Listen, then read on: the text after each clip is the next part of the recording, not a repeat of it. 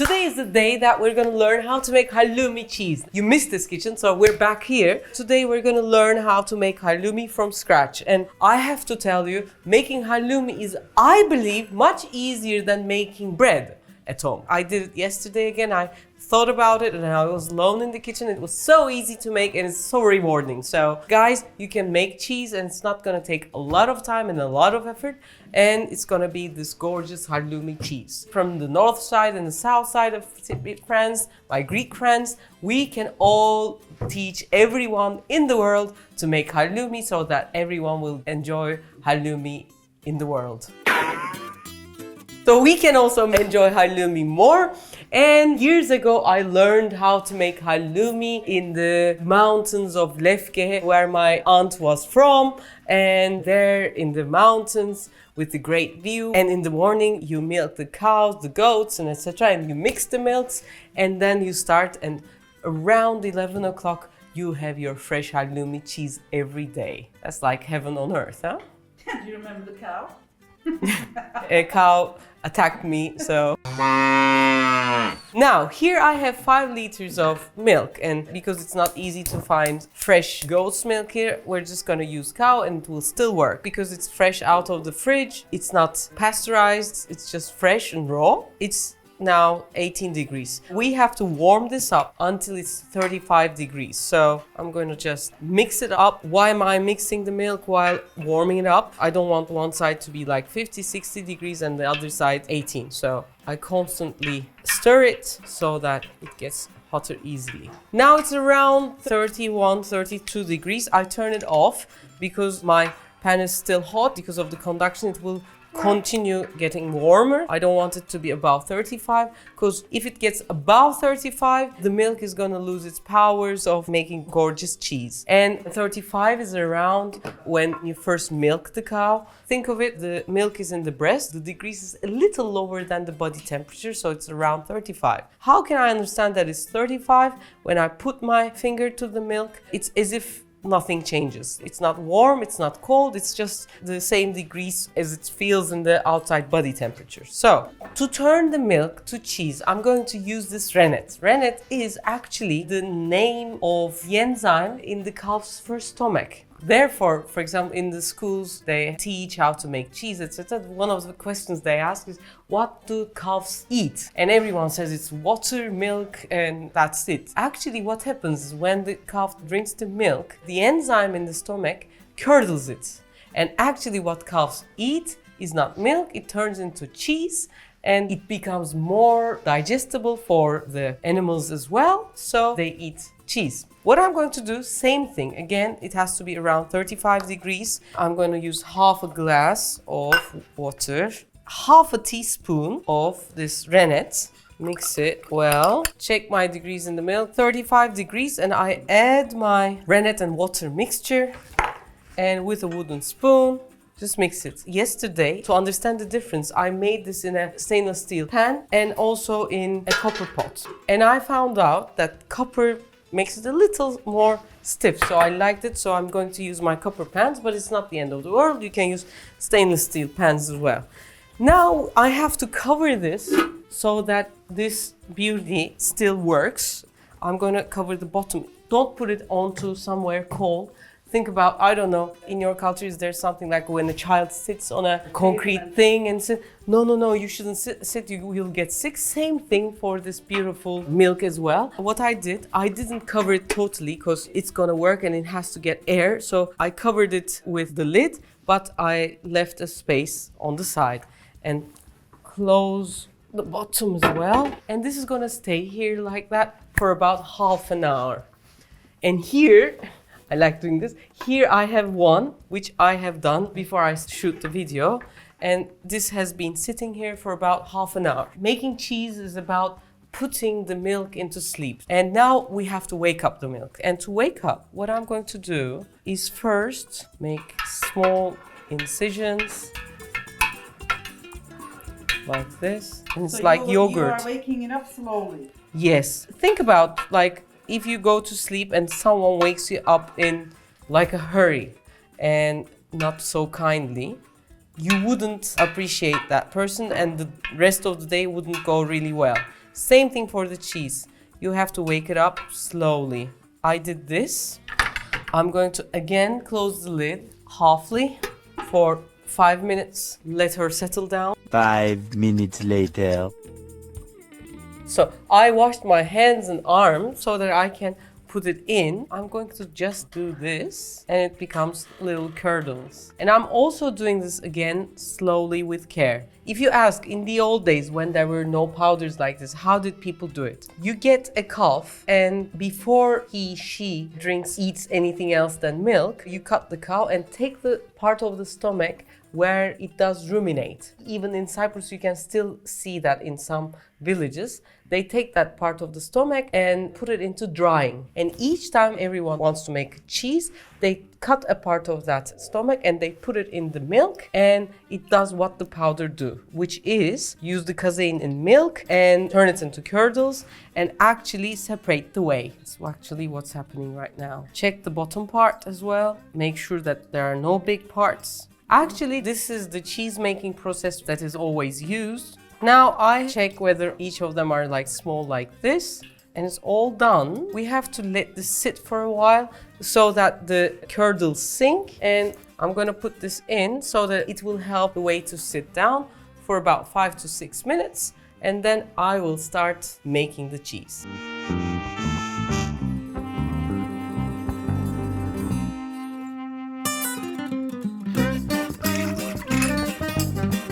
Now I'm draining what's in the pot so that the curds and the water separate.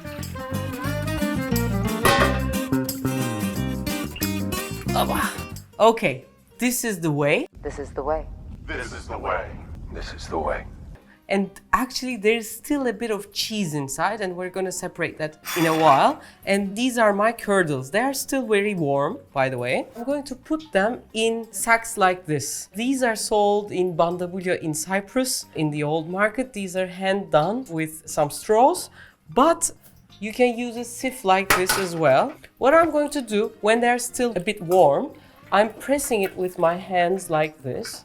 I'm going to fill it to 1/3 to half. There's still a lot of water inside, so I have to press it down like this. And I'm going to put my tray near the stove so that it is inclined a bit, so that the water that is getting down can go and be collected on the side. I'm going to use 3 of them.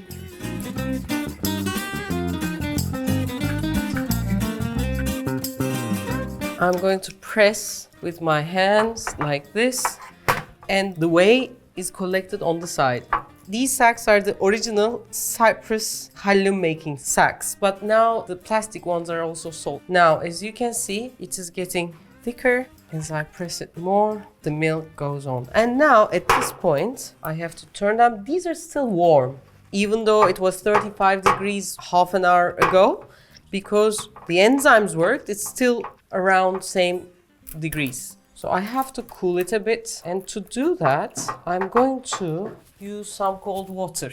I'm just going to put some water in. This makes the cheese hold together even better. And now the whey is collected here. What I'm going to do, I don't want to throw it away. I'm going to put it in here again and do the same thing for 4 more times.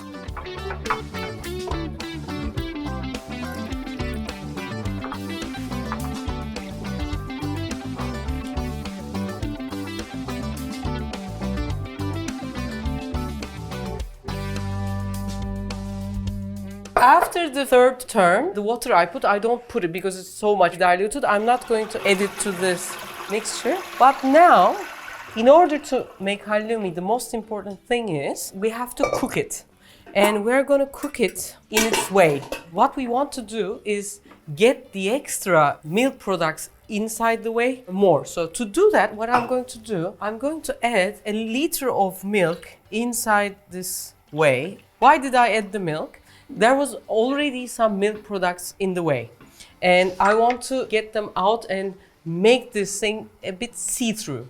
Why? I'm going to cook my cheese inside this, but the most important thing about halloumi cheese is the gırç. It has this gırç, that chewy thing, and to create that chewy thing, we have to cook these cheeses inside the whey, which is see-through. If I do not collect the milk products, it doesn't become as chewy as I want. So I added the extra milk and I'm going to curdle it with cutting it with an acid, and we're gonna get the curd cheese. And in Cyprus it's called nor, and in Turkey we call it lor cheese.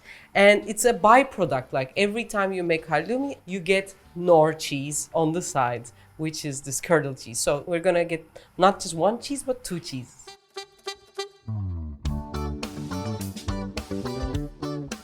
Now my whey and a liter of milk is slowly coming to boil. As it starts to boil like this, I'm going to use this lemon juice to separate the whey and get the curdles as well. Now, I'm going to collect the curdles and I'm going to need Braxhag.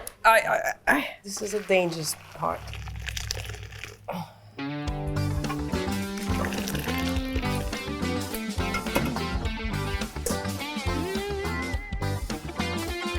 And now I'm going to again sieve.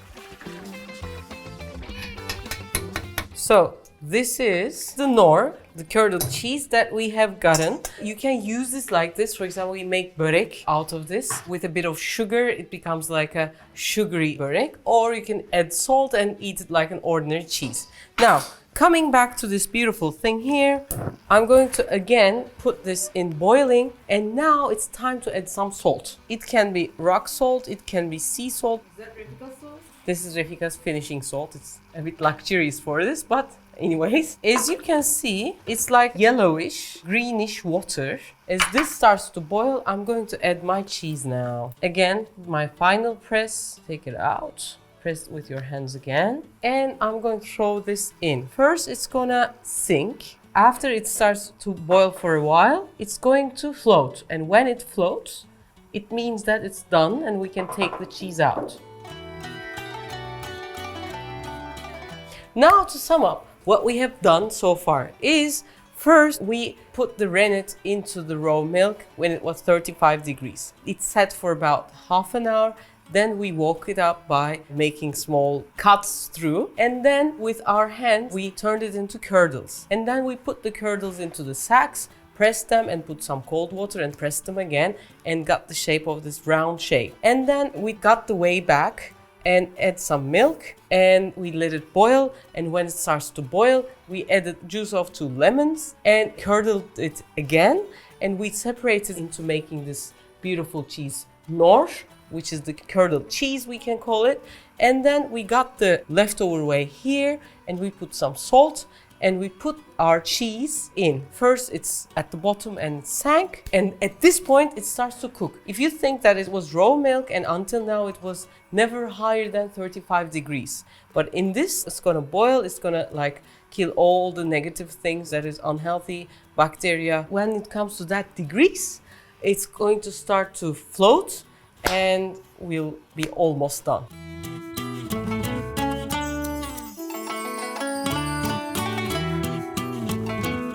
Okay, the first one started to float, so what I'm going to do is put it here. And at this point, when it's still hot, I put some salt. And this is the salt that it needs to become a salty cheese. I press it with my hand like this. If it's very hot, you can put some water to take the extra very high heat away. But while still hot, it needs that hotness for the salt as well. I'm going to press it with my hands a bit. And in the old days, when I was a small kid, all the halloumis that you get in Cyprus used to have mint inside them. To tribute to that, I'm going to put some mint. It gives a very nice flavor to the cheese. These are gonna turn blackish because it's still hot and it's gonna sit in the salt as well. Voila, our first halloumi is ready. So for the people who have never been to Cyprus, to the north or the south side, I strongly recommend you to go because it's like a heaven on earth island with beautiful coasts, incredibly tasty food. Wherever you go, you really eat really good food in Cyprus. I think I got my cooking taste in my summers when I was there. You have to do this bending when it's still a bit hot. So from 6 liters of milk, we get 3 very nice halloumi cheese, some nor cheese, which is also very nice. If you don't like it salty, you can use it, as I said, sweet, and it's very good with some desserts. And we are also left with this leftover whey water. And what can you do with this? First, you can boil pasta inside. Secondly, you can make soups. Use the water, don't forget it's salty, so don't add any extra salt. You can use this in also making great pasta inside. It's going to be very tasty. Or if you have like a casserole dish or something, the water you add, you can use this water.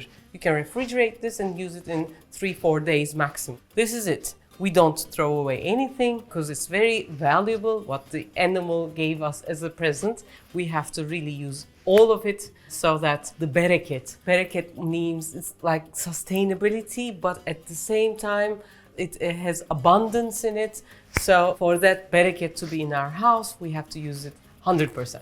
Another information, if you like say, I'm just this single person, I'm not going to eat all 3 of them together, you can do it for a smaller amount of batch, or what we do, we make a lot of halloumi, we put it into the freezer, and we use that halloumi each time we want to use, we take one out and we defrost it and then we use it. The taste don't go bad at all. So same for the whey water, you can also put it into the deep freeze. So again, bereket. So that's not it actually. First, you haven't tasted it. Tasting fresh halloumi is so great, guys. Who have never eaten halloumi in their lives? I don't think so.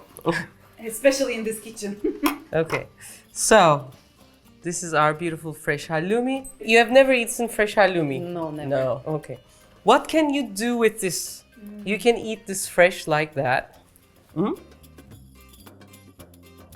Beautiful, Beautiful. And the mint?